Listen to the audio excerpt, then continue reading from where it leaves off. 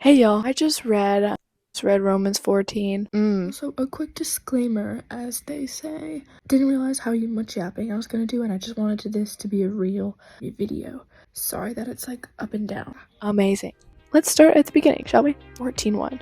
Except the one whose faith is weak without quarreling over disputable matters. One person's faith allows them to eat anything, but another whose faith is weak eats only vegetables. The one who eats everything must not treat with contempt the one who does not, and the one who does not eat everything must not judge the one who does, for God accepts them all. God died for all of us, no matter where we're at. Something I've been really struggling with, and this spoke to me so much, just comparison. I really struggle with just like our physical features, but recently I've been doing really well on that, and I not comparing how pretty somebody is compared to me, because God literally created us all different. Pretty standard is not even a thing, but just the fact that I feel like I've been starting to compare my walk, where I'm at in my walk, to where other people are at.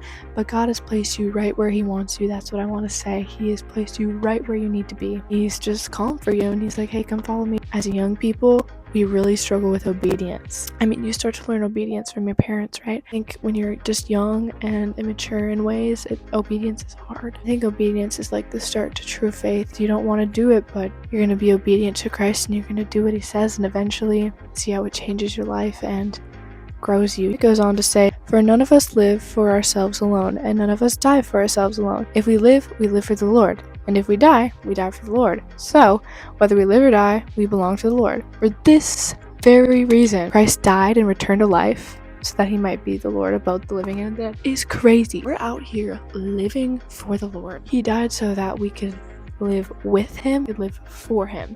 We are not us without him. In 10, why do you judge your brothers or sister? Why do you treat them with contempt?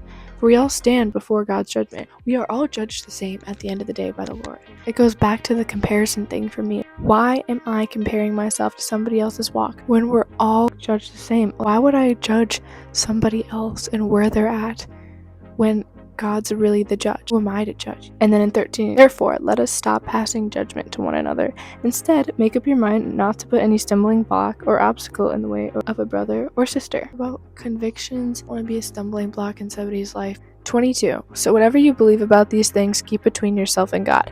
Blessed is the one who does not condemn himself by what he approves. But whoever has doubts is condemned if they eat, because their eating is not from faith. Everything that does not come from faith is sin. That came from the word, and that is powerful. I wanted to go back to the blessed is the one who does not condemn himself. Sitting here thinking about this verse, do not feel bad for what you believe and what your convictions are, because everybody's living a different life. People are definitely going to be convicted of different things, or they're not going to be convicted of what you are. Don't suffocate yourself and hold yourself down because you're convicted of something that somebody else isn't. God has us all on our own journeys, coming back full circle. Let's not judge other people's walks, judge ourselves based on other people's walks. God has everyone right where he wants them through the love of the Creator. I love you all so much.